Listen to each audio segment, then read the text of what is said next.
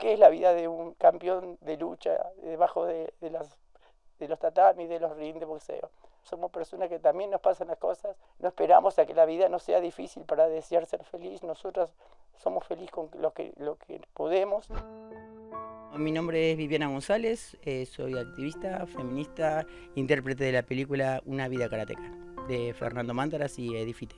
Veníamos de vivir una vida de bastante violencia, con un padre alcohólico, violento, donde las primeras situaciones de violencia que viví fue dentro de casa. Mi mamá, cuando yo tenía 3 años, decidió separarse de mi papá y se llevó de mi casa lo único que entendió que era su única pertenencia, que era mi hermana y a mí, yo con 3 años, mi hermana con 4, y nos crió en la extrema pobreza de la manera que mejor pudo y a los ponchazos nos fue criando. Decidió mandarme a mí a hacer artes marciales. En un principio quería que hiciera boxeo. Eran los sueños que ella tenía desde que era joven. Siempre soñó con tener un hijo que, cuando era soltera todavía, decía que cuando sea madre iba a tener un hijo y que lo iba a mandar a hacer boxeo porque su sueño era tener un hijo campeón de boxeo. Me llevó a un club y preguntó si había clase de boxeo infantil. Le dijeron que no, boxeo no había, pero que había karate. Ella preguntó si iba a aprender a pelear, le dijeron que sí, preguntó si era parecido al boxeo y con tal de cobrar una cuota le dijeron sí, está bien, acá va a aprender a pelear. Y bueno, yo hubiera preferido más que me mandaran a danza. Yo me relacionaba más con los muñecos, andaba con 2 topollillos para todos lados, era lo único que me acompañaba. De hecho mi apodo era muñeco cuando era chiquito, y cuando me llevó a aprender karate no me gustaba que me pegara, entonces rápidamente aprendí a esquivar los golpes y también a contraatacarlos. Parte de la disciplina era aprender a tirar golpes y patadas, piñas y patadas, y eso fue lo que hice. Y rápidamente, a los 5 años, ya me había convertido en campeón infantil, que era la categoría microbio, así se le llama la categoría de niñas de 5 a 8 años. Iba a la escuela primaria, ya vivíamos en José Cepaz. A mí me gustaba jugar con los muñecos y no me gustaba jugar a la pelota. No sabía lo que era la homosexualidad, claramente, no sabía lo que significaba la palabra puto, que la había escrita una vez en la calle. Pregunté qué significaba esa palabra y no me quisieron decir. Me lo explicaron de una manera que yo no entendí. Lo que sí me relacionaba mucho con las letras, y no me preguntes por qué yo sabía leer y escribir antes que me lo enseñaban. Lo primero que escribía eran poesía. No sé por qué empecé a escribir poesía cuando era muy criatura. Y si las regalaba a mi mamá, y en las poesías que escribía siempre describía un mundo de fantasía, donde había un papá, donde no había violencia, donde había comida, donde había abrigo, donde teníamos una casa de verdad.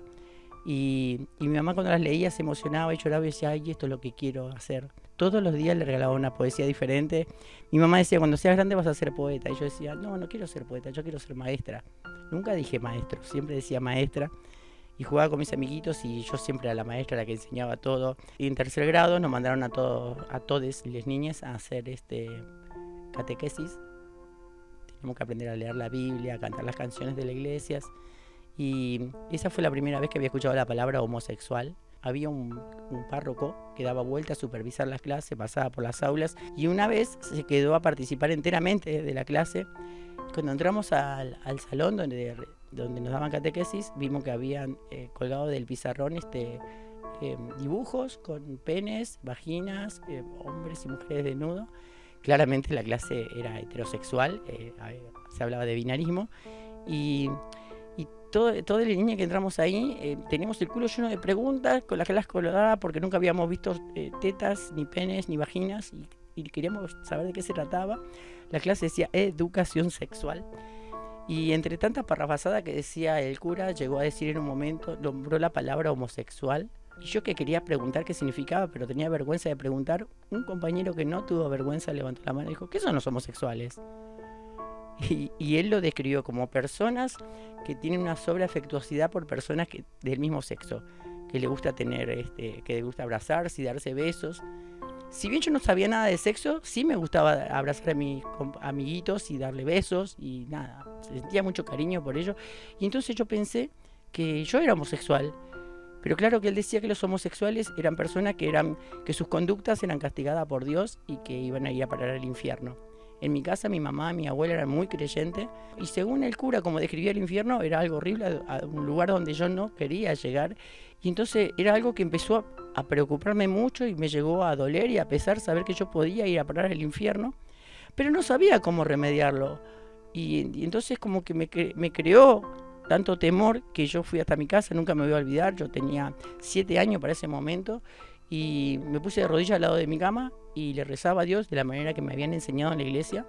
Me ponía de rodillas así, juntaba las manitos y le decía a Dios que por favor al otro día no me guste jugar más con Topollillo, que por favor que me guste jugar a la pelota. Le decía si por favor al otro día me podían gustar las nenas y eso, y si por favor también podía gustar la pelota y si podía meter goles mejor todavía. Y me acostaba y al otro día me levantaba esperando que por ahí sí me empezaran a gustar las nenas o que me gustara jugar a la pelota, pero nada de eso pasaba. O sea, nada cambiaba, pero yo seguía con eso que empezaba y se lo tenía que contar a alguien. No tenía un papá a quien contárselo, a mi mamá no le quería cargar con eso. Y entonces me lo guardé, seguí yendo a catecismo y una vez nos obligaron a todos que teníamos que confesarnos. Estábamos cerca de tomar la primera comunión y teníamos que contarle al cura los pecados que cargábamos. Una criatura de 7 años, ¿qué pecados puede tener? Haberse comido más caramelo que lo de la hermana, haberle arrancado la cabeza a la Barbie. Nadie esperaba que vaya que le diga soy puto. La cuestión fue que cuando me llegó mi turno, el cura estaba sentado frente a mí. No fue en un confesionario, fue en una oficina, frente a un escritorio, él de un lado, yo del otro. Como la palabra era muy difícil para recordar, si bien yo sabía leer y escribir, no sabía pronunciarlas, esa palabra era nueva para mí, y la escribí en mi mano, con virome, y lo dije de la manera que podía, que me salía, y entonces bajé la cabeza, abrí mi mano así, le dije al cura, yo soy homosexual, y me puse roja de vergüenza, pensando que de repente me iba a retar o me podía pegar, y esperando que después me diga, bueno, andá y rezate 10 Ave María, qué sé yo, 4 Padre Nuestro. Yo dije, bueno. Él se levantó, vino y me abrazó y apoyó su mano en mi cabeza, y yo que estaba con la cabeza agacha, sentí que me abrazó, entonces yo me acerqué y sentí que podía haber sido mi papá el que me estaba abrazando, pero no fue eso realmente. Yo me confundí porque lo que hizo él fue levantar la sotana y no tenía ropa interior y acercó su pene enorme al lado de mi cara y yo no sé si me asusté, si me dio vergüenza, si me dio asco, fue todo junto a la vez, porque nunca había visto el pene de un adulto y él claramente trató de introducírmelo en la boca y yo ni sabía que se hacía esas cosas, y entonces lo empujé, él me trató de presionar junto a él y yo como pude zafé y me olvidé hasta mi mochila y salí corriendo, de ahí me fui hasta mi casa corriendo con la intención de llegar a mi casa y contarle a mi mamá lo que había pasado, pero cuando iba corriendo en el camino cambié de decisión porque no me atreví a contárselo a mi mamá, primero porque me daba vergüenza. También pensaba que podía no creerme, ellos adoraban al padre Coco y entonces también pensé que podía decirme que era mi culpa y entonces cargando con todo eso no se lo conté. Lo que sí llegué y mi mamá me preguntó por mis cosas, le dije me las olvidé en la iglesia y me dijo ¿y por qué no la trajiste? Dije no, porque vine a prueba y me las olvidé y mi mamá notó que algo me había pasado. Y yo llegué muy despeinada, muy avergonzada, muy acelerado mi corazoncito y le dije no quiero ir más al catecismo. Y mi mamá me dijo, ¿te hicieron algo? ¿Te pegaron? Ella podía ver lo que yo todavía no veía y yo le dije no pasó nada, pero no quiero ir más. Bueno, está bien, me dijo ella, y no me presionó con preguntas, por lo tanto me la hizo más fácil. Sabía que eso que yo cargaba se lo tenía que contar en algún momento a alguien y no tenía más que contárselo a mi mamá, y entonces esperé. En la película sale una chica, una amiga mía que se llama Mimi, y yo la había conocido por esos tiempos a ella era más grande que yo, es más grande que yo. Con esta amiga que vivía a 3 cuadras de mi casa, en ese momento ninguna de las dos éramos quienes somos hoy. Ella tenía otro nombre, yo tenía otro nombre. La mamá de ella, que era una viuda, vivía a 3 cuadras de casa, era amiga de mi mamá. Por lo tanto, ellas se frecuentaban y nosotras también. Ella fue la primera persona a la cual yo le conté quién era, pero porque nos habíamos conocido en un asalto, se le llamaban así a la fiesta de chicos de los años 80, donde yo pude notarla en la pista de baile la manera particular que teníamos las dos de bailar, éramos muy afeminadas las dos, y entonces yo dije, encontré por fin a alguien igual que yo, porque en el imaginario común de una criatura piensa que es única entre todos y que a nadie más le pasa lo que le pasa a una. Cuando yo me pude identificar con ella, que éramos iguales, dije, no soy la única. En confianza le hablé con ella pude abrirme, contarle quién era, cómo era yo, y ella, que lo tenía más asumido, que era más grande, ella me enseñó, me empezó a dar los primeros pasos, me empezó a hacerme sentir más tranquila. Pero lo que pasó es que una vez planeamos, nunca se lo había dicho ella a su mamá, si bien la mamá también lo sabía, fue mi idea realmente, porque yo sentía que algo me preocupaba mucho, que lo que tenía que contar, y para no cargar con ese secreto. Y ella dijo, sí, contémosle. Ella estaba como más canchera, o sea, y entonces como criaturas sincronizamos reloj a las 5 de la tarde desde un martes, y yo elegí el horario porque era la hora que yo sabía que mi mamá planchaba en el comedor de mi casa, que estuve todo el tiempo mirando mi reloj, y mi mamá, que notó que yo estaba sentada en una silla mirando cada rato, decía, ¿por qué miras cada rato la hora? No, estoy esperando, espera un poquito, y cuando no decimos, te tengo que contar algo, le dije. Y ella me dijo, ¿te pegaron? Lo primero que siempre me preguntaba, no me pegaron. ¿Te hicieron algo? No. Y yo siempre me preguntaba, ¿y por qué insistía con eso? Y yo le dije, te quiero contar algo que me está pasando. Y ella agarró y me dijo, bueno, contámelo, si es grave lo podemos solucionar entre las dos. Y yo le dije, pero a mí nada más me pasa. Y me dijo, contame, y hice lo mismo que hice en la iglesia, porque me costaba recordar esa palabra, y la había escrito en mi mano, y de la misma manera que se lo dije al cura, abrí mi mano y dije, yo soy homosexual. Era la palabra que me enseñaron en la iglesia. Y no levanté la cara, y al rato levanté la cara por la duda, que me revolé de la plancha, y quería saber de dónde venía para poder esquivarla. Pero eso no pasó, o sea, no solo no me revolvió la plancha, sino que tampoco levantó la cabeza, pero sí pude notar que mientras ella planchaba se le caían lágrimas arriba de lo que estaba planchando, y ella seguía planchando arriba las lágrimas. Y yo le dije, ¿te pusiste triste, te enojaste? Y no contestó. Y yo le dije, ¿estás enojada conmigo? Y ahí respondió y me dijo, no estoy enojada, ya lo sabía. Yo decía, no esperaba que me dijera eso, porque ¿cómo vas a saber algo que yo no le había contado? Porque yo pensaba que no se me notaba, o sea, yo pensé que podía taparlo con un dedo, que podía tapar el sol con una mano, que no se iba a notar, que nadie lo sabía, todo el mundo lo sabía, la que no lo sabía era yo todavía. Digo, yo no quiero que me llame más muñeco. Y me dijo, ¿y cómo te querés llamar? ¿Así te llamás? Digo, no, yo me quiero llamar, yo no me quiero llamar como un nene, yo no me siento que soy un nene, no quiero tener pito. Y ella me dijo, yo no puedo remediar eso. Y yo le dije, bueno, yo me lo quise cortar. Y cuando le dije eso se sorprendió, se alarmó. Me dijo, ¿cómo que te lo quise cortar? Sí, 2 veces me lo quise cortar. Y cuando le conté eso a mi mamá se alarmó y me dijo, déjame ver. Yo no quería, tenía vergüenza, hasta que, bueno, tanto insistió que le mostré con toda la vergüenza del mundo. Y cuando vio que estaba toda lastimada, me dijo, no lo vuelvas a hacer. Me dijo, si querés, yo acá dentro de casa te dejo ponerte la ropa que vos quieras. Yo no esperaba que me dijera eso, y eso fue una sorpresa para mí. Digo, yo no me quiero llamar más muñeco, no quiero que me llamen más. Me dijo, ¿cómo te querés llamar? Y yo le dije mi nombre cuando tenía 8 años, le dije, me quiero llamar Viviana. Yo elegí Viviana porque había una chica del barrio que era todo lo que yo quería hacer cuando sea grande. Era una chica que todos querían ser amigos de ella, todos querían ser sus novios, todos querían estar con ella porque era buena, era divertida, era linda, era simpática, humilde. Y yo decía, yo quiero ser eso, era mi gran referente. Yo dije, yo cuando sea grande quiero ser como ella. Pues bueno, te vamos a llamar Vivi acá. Y sí, y acá dentro de casa podés jugar a quien vos quieras ser. Yo no esperaba eso y fue la gran sorpresa. Y como ella también era modista, me dijo, si querés yo te hago una ropita para vos. Más todavía, dije, Yo nunca había visto una travesti, nunca, estoy hablando del año 78. O sea, ellos no sabían que era prohibido, ellos no conocían los edictos policiales, no hablaban de política, o sea, nada.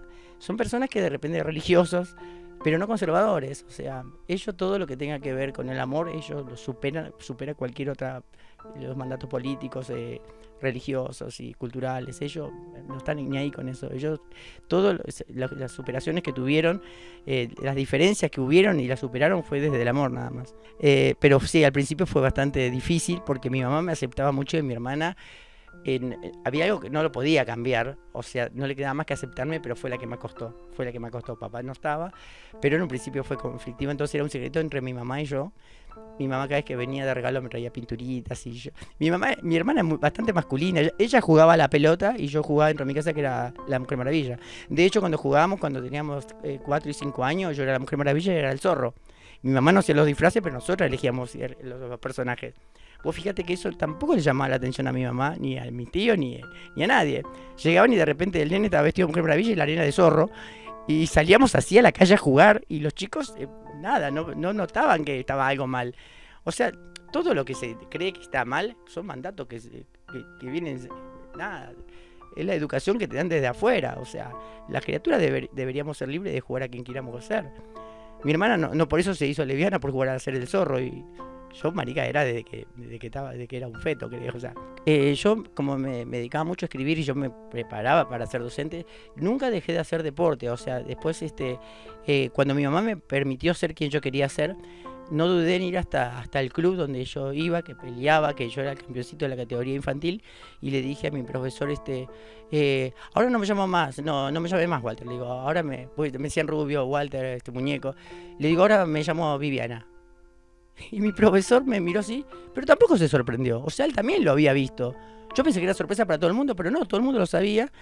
Y me dijo, ¿cómo Viviana? Sí, mi mamá dijo que no me puedo llamar Viviana, porque ahora me llamo Vivi. Y también me pongo brillo en el labio.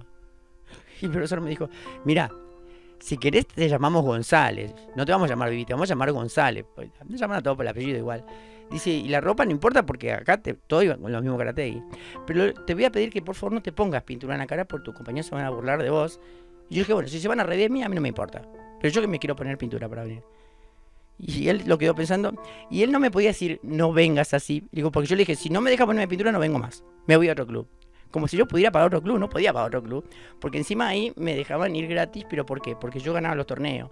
Y de alguna manera le daba visibilidad al club. Como los chicos de ahí ganaban, todos inscribían a los chicos ahí, pues decían que era una escuela de campeones. No, yo ganaba porque tenía condiciones propias. La cuestión es que cuando vio que yo estaba decidida a ser Viviana y que me iba a ir si no me dejaban poner pintura, digo, así, venite como quieras.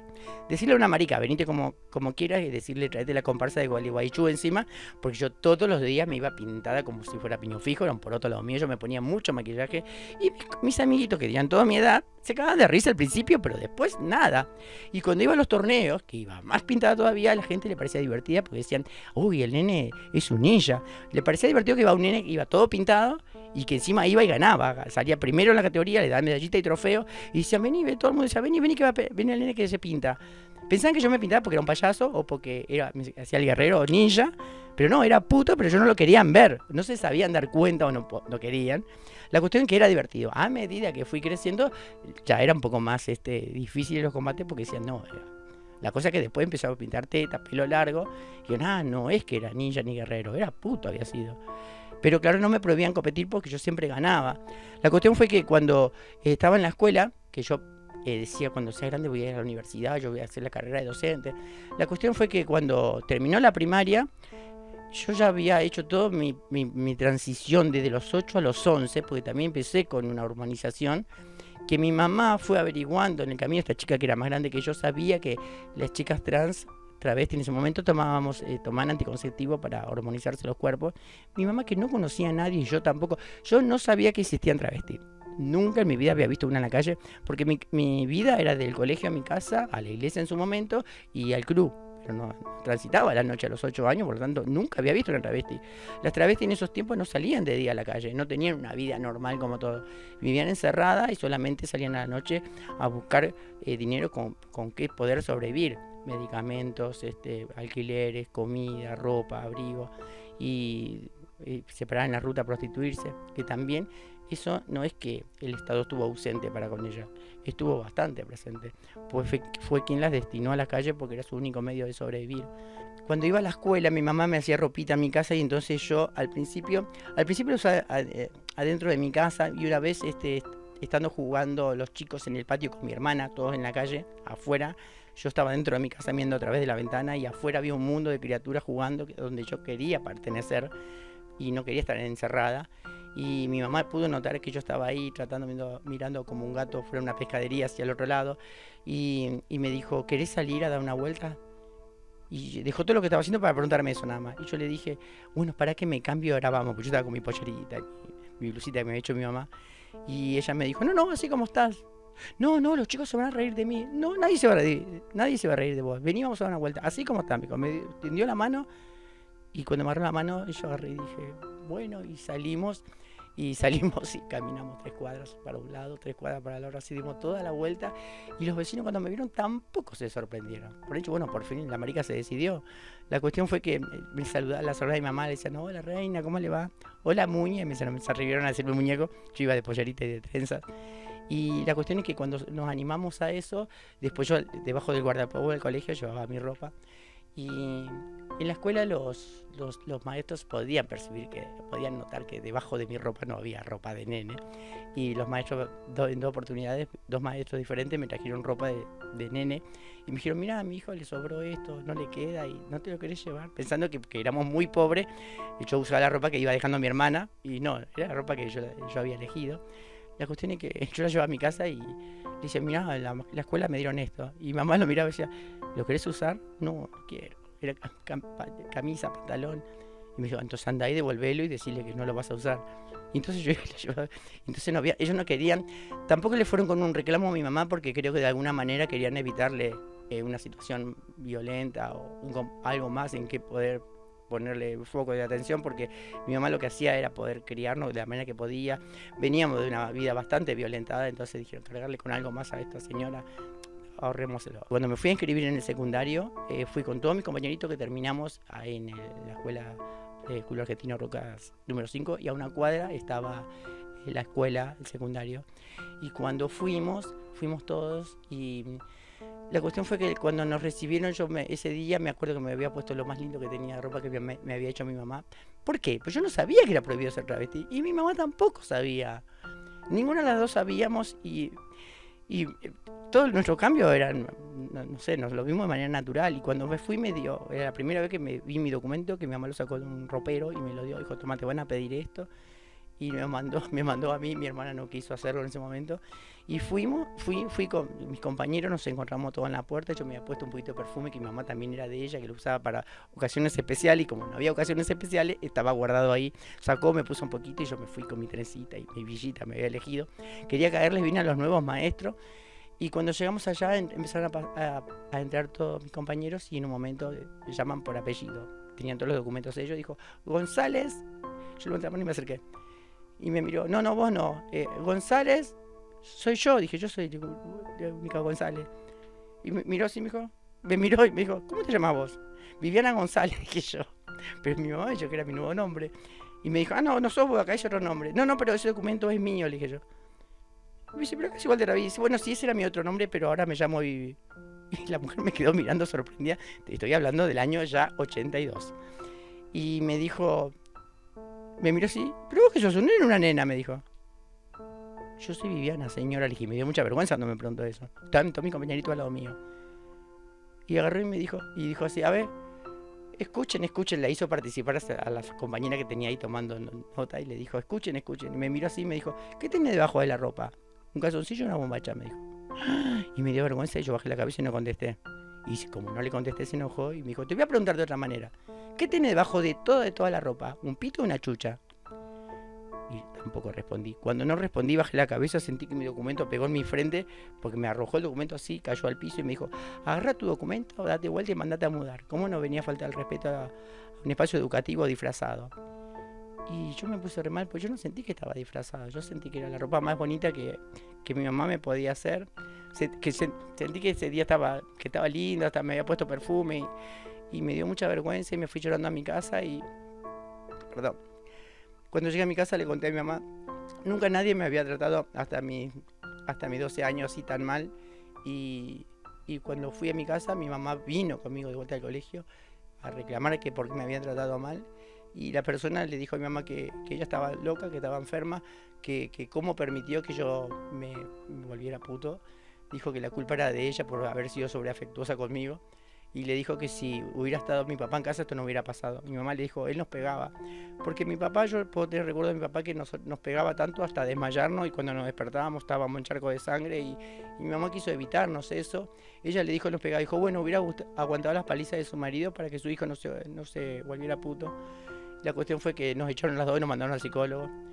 Y lo intentamos en otros espacios educativos y en ninguno me dejaron pertenecer. Y con menor grado de violencia, en todos me dijeron que no, ninguno me echó tan mal. En otros podía negociar como cortarme el pelo y ponerme camisa y corbata y yo no quería eso para mí. La cuestión es que no pude entrar ese año al colegio, pero sí iba todos los días afuera del colegio a verla a mis compañeros, que todos quedaron, excepto yo no había quedado. Y yo tenía un cuadernito y un lápiz que mi mamá me había comprado para ese primer día de clase que no lo pude estrenar. Y me iba y miraba del otro lado del patio, estaban todos mis amigos y ellos me veían que yo estaba ahí del otro lado mirando afuera y ellos venían corriendo, porque yo quería saber qué se sentía estar adentro de un secundario. Toda criatura que va a la primaria siempre sueña con llegar al secundario, y yo también como todos ellos, pero yo no pude entrar. Y entonces venía la portera con una escoba y me echaba como un perro, se me decía, fuera, fuera, fuera, fuera, porque decía que yo interrumpía el desempeño de mis compañeros dentro del espacio educativo, que yo era un mal ejemplo para ellos, y entonces yo me iba y lo esperaba en la plaza de José de Paz, y me sentaba con mi cuadernito y mi lápiz a esperar que ellos salgan, porque ellos dijeron que cuando salían de mí iban a enseñar lo que ellos iban aprendiendo, que a mí me negaron. Y claramente ellos no eran docentes, no sabían enseñar y yo no tenía herramientas de aprendizaje, por lo tanto no entendía nada de lo que me querían contar. Y yo me volvía todos los días a mi casa con ese cuaderno blanco, pero todos los días iba afuera del colegio. Todo un año estuve ahí afuera de la puerta del colegio y hasta los días de lluvia iba y nada. Y eso me dolió un montón.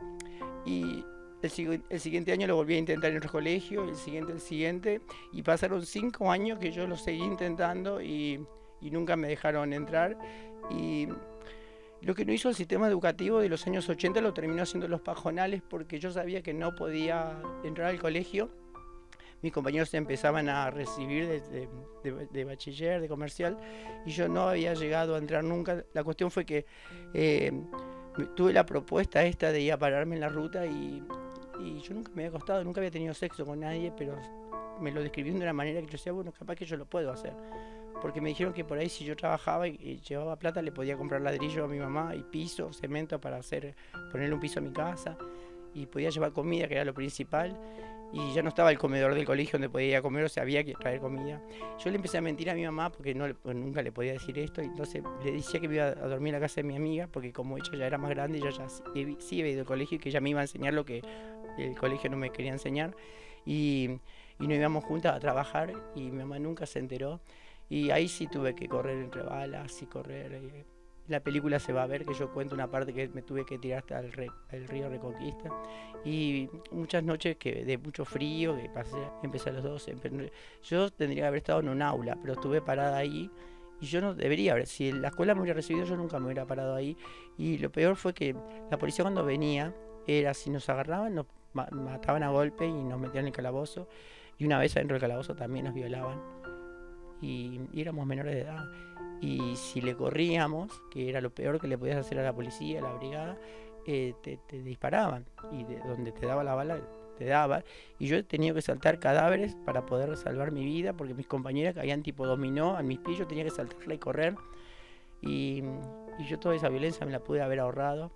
Y la primera vez que caí detenida, mi mamá se enteró y se puso muy mal. Yo le prometí que nunca más lo iba a hacer, y después con el tiempo volví a escaparme, pero yo no es que le quería mentir a mi mamá, ni que no quería obedecer lo que ella me pedía que no hiciera, sino que yo necesitaba darle algo que nadie más le daba, y sabía que yo podía hacerlo. De los 12 a los 15 no caía nunca, y entonces la policía, que sí me conocían, me odiaban porque no me pueden agarrar nunca.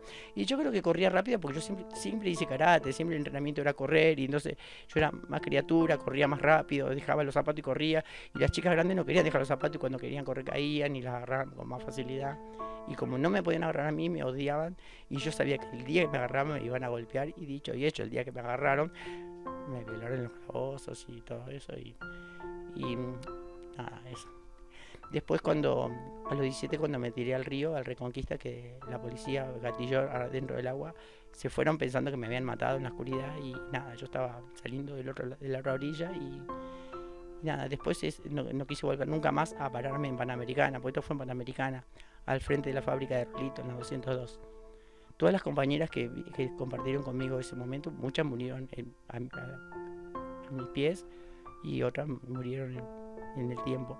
Creo, soy una de las pocas sobrevivientes, mi amiga Mimi y yo. Cuando pasó esto de que yo pasé mucho tiempo de mi vida sin lograr tener un objetivo claro, nunca dejé las artes marciales, eso sí, yo seguí compitiendo, llegué a ser adulta, competí, después fui parte del seleccionado, competí, fui medalla de oro, pero nunca fue que yo me preparé para ser campeón.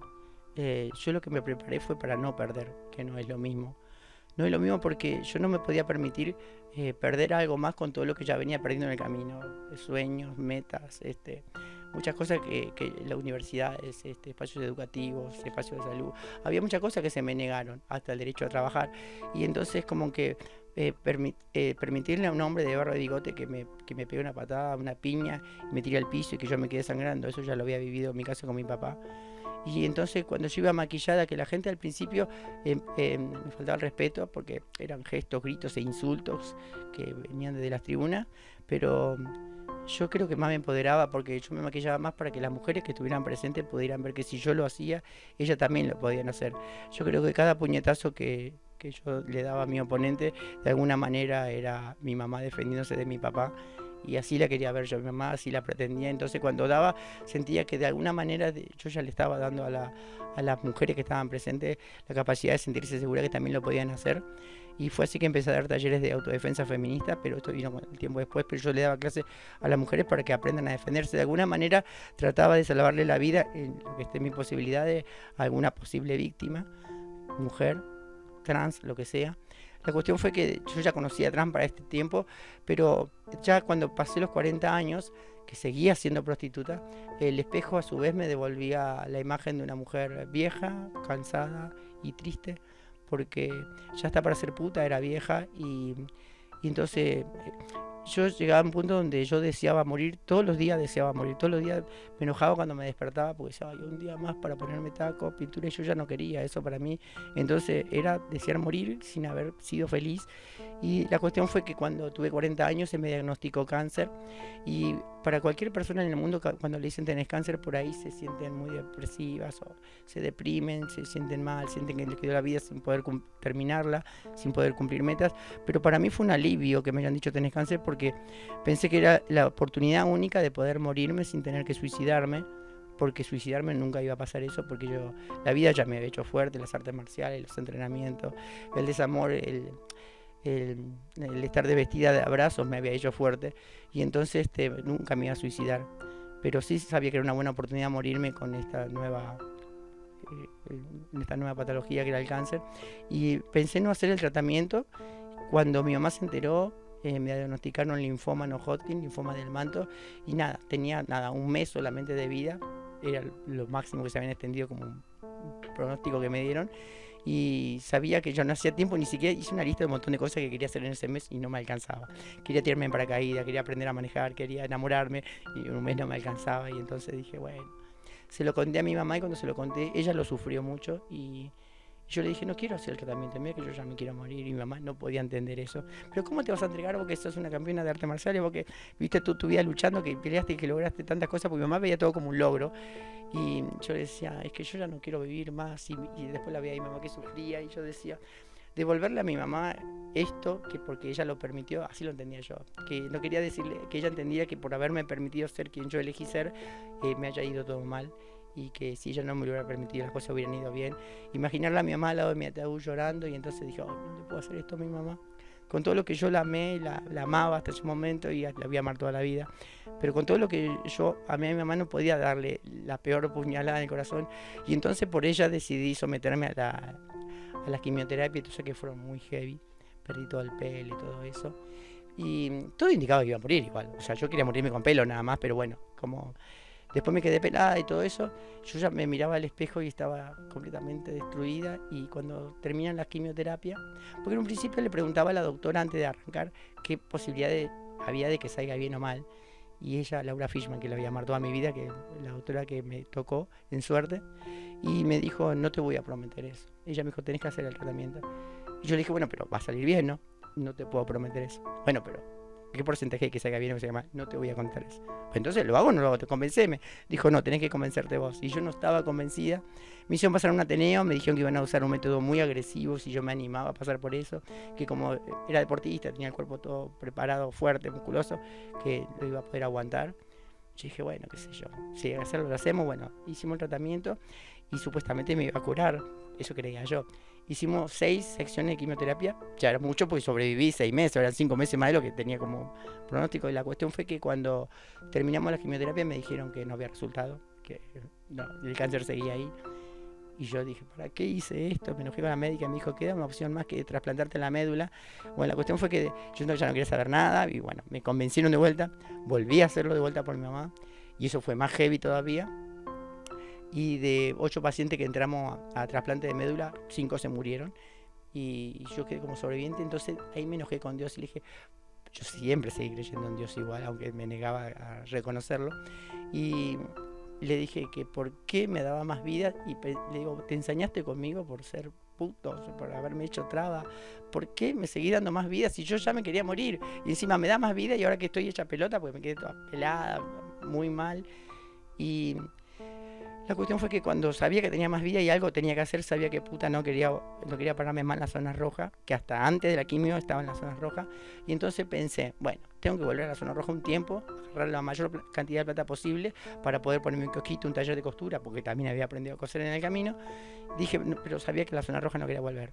Fui a pedir si me podían dar el beneficio de un habitacional, que había un plan que le daba en ese momento el gobierno para, de alguna manera, para sacar a las chicas trans de las calles. Le querían dar, pero no cubría ni siquiera lo que valía una habitación de hotel. Dije, bueno, no importa, algo va a sumar, porque como vivo en Pilar y trabajaba en Palermo, dije, bueno, con eso me pago una habitación acá, me quedo más tiempo trabajando, día, de noche, junto más rápido la plata y no tengo que hacerlo por mucho tiempo. La cuestión fue que cuando se me diagnosticó cáncer, que pasó todo esto, que ya me había enojado con Dios y todo eso, fui a pedir habitacional y cuando me fui a buscar la habitacional, me dijeron que tenía que acceder a otras capacitaciones porque era la única manera que nos daban. Teníamos que hacer marroquinería, tapicería, carpintería. Digo, ¿no hay nada de deporte? No, ¿deporte? ¿Cómo va a haber deporte? ¿Para una traba deporte? No, las trabas no hacen deporte. Sí, yo hago deporte. Bueno, no hay deporte. No me convenció los talleres y dije, bueno, entonces no me voy, no. La persona que me recibió, que claramente recibió una cometa por cada una que metía de esos lugares, sabía que se le estaba cayendo su comisión por mí, por mi hermana y por mi amiga Mimi, que habíamos ido las 3. La cuestión fue que cuando vio que nos estábamos yendo, dijo, no, espera, queda otra opción más. Dice, ¿quieren terminar los estudios? Sí, y aunque parezca mentira, fue la única opción que yo más me negué. Habían pasado 34 años de mi vida que yo no había pisado nunca un aula y todo lo que había aprendido ya me lo había olvidado. El tiempo se ocupó de que yo me fuera olvidado. Que el sistema de Estado logró que era esto, que yo me rindiera y que dijera, no, ya está, ya fue. Creo que eso es lo que buscaban. Yo dije que no quería hacerlo, que cualquier cosa me no iría a la escuela. No me imaginaba, porque yo me imaginaba que me iba a sentar al lado de una criatura de 12 años que era rápida en matemática y yo ni siquiera me acordaba las matemáticas de aquella vieja época, porque ni siquiera estaba la matemática moderna. Y yo dije que no, cualquier cosa menos eso. La persona me dijo en ese momento, mira, tengo unos amigos en Chacarita que si quieren le hacen una firma y van a acceder al beneficio y no tienen que hacer nada. Hubiéramos empezado por ahí. Claro, ¿para qué tanta vuelta? Bueno, dale, vamos, le digo yo. Me mintió, porque no era así. Cuando llegamos al edificio Sentimiento, 5º piso, y entramos a un espacio, bajé el ascensor y entré a un espacio, y no me preguntes por qué no miré el cartel que decía arriba, el cartel de entrada, no leí el cartel, entré a un espacio muy vacío, gris, yo pensé que era un depósito, no había nada de muebles, y me senté, nos recibió un chico con acento correntino, y ya el acento correntino de él me hizo sentir en casa, porque así hablaban en mi casa. Y 2 chicas trans. Ya me pareció sorprendente encontrar 2 chicas trans de día en un lugar público. Y yo dije, me senté ahí, y ella entró y hablaba ella sola y nosotras 3 estábamos calladas.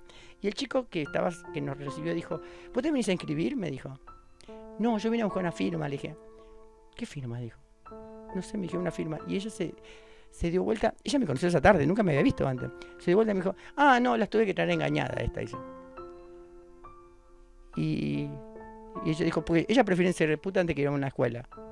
Y ahí me enteré que estaba dentro de una escuela y yo no sabía, y yo le había pedido que no quería ir a una escuela. Y él me dijo, esto es una escuela, ya amiga sabía, ¿no? No sabía.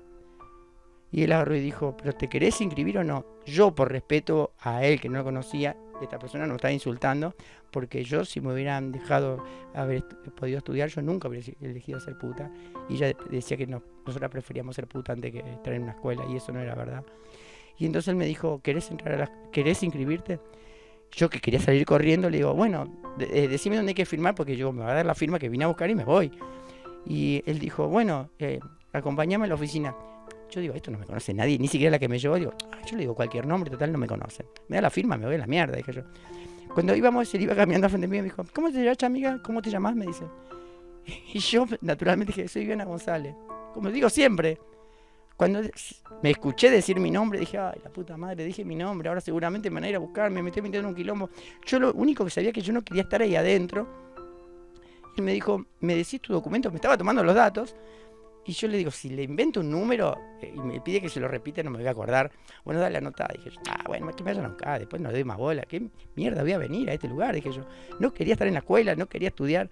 La cuestión fue que él terminó de tomarme los datos, yo estaba parada esperando irme corriendo y él levantó, después de tomar nota de todo, me dice, levantó la cabeza y me dijo, bienvenida a la escuela, chamiga, bienvenida a la Mochacelis. Dice, acá vas a hacer tu secundario, acá vas a empezar tu secundario. Y se levantó, vino y me dio un abrazo.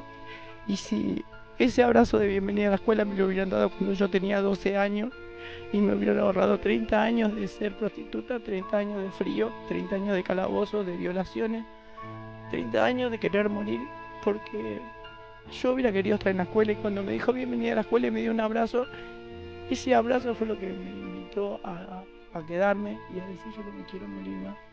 No me quiero morir hasta no terminar la escuela porque ahí entendí por qué Dios todavía no me había matado, por qué el cáncer no me había matado, por qué la policía no me había matado, por qué el Estado no me había matado, porque la vida me estaba debiendo la bienvenida a la escuela, que fue lo que yo más soñé en mi vida, lo que más busqué, lo que más me dolió cuando me lo negaron. Y sabía que no me quería morir. Yo estaba en tratamiento de cáncer y no me entregué nunca porque quería terminar la escuela y ya terminé por fin el secundario y ahora estoy cursando la carrera de docente, que fueron mis primeros sueños, y no es porque vaya a ser docente algún día, sino que quiero ir por todos mis sueños hasta que la vida me lo permita y nada. Y Eddie Fit y Fernando Mántara lo pueden tener en la vida karateca porque ¿qué es la vida de un campeón de lucha debajo de los tatamis, de los rings de boxeo? Es esto, somos personas que también nos pasan las cosas, somos personas que también nos atraviesa el dolor, que lloramos las pérdidas, que nos enamoramos, que nos reímos, que no esperamos a que la vida no sea difícil para desear ser feliz. Nosotras somos felices con lo que podemos, pero también nos enfermamos y también nos morimos y bueno, esta es mi historia.